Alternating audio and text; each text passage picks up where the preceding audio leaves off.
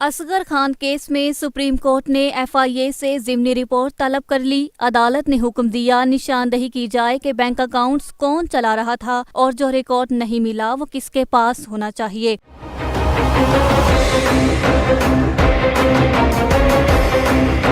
दो रुकनी बेंच के सरबराह जस्टिस असमत सईद ने रिमार्क्स दिए। मेरा ख्याल है कि रकम लेने वालों का पता चल जाएगा। FIA जिस रास्ते पर ले जाना चाहती है उस पर नहीं जाएंगे। हम केस बंद करने नहीं जा रहे। वकील सलमान अकरम राजा ने कहा, जिन लोगों ने अपने किरदार को तस्लीम किया हुआ है उनके खिलाफ कार्रवाई होनी चाहिए। जस्टिस असमत सईद ने रिमार्क्स दिए, हम मरहलावार इस केस को लेकर चलेंगे। उस मंजिल पर नजर रखनी चाहिए जहां पहुंचना है।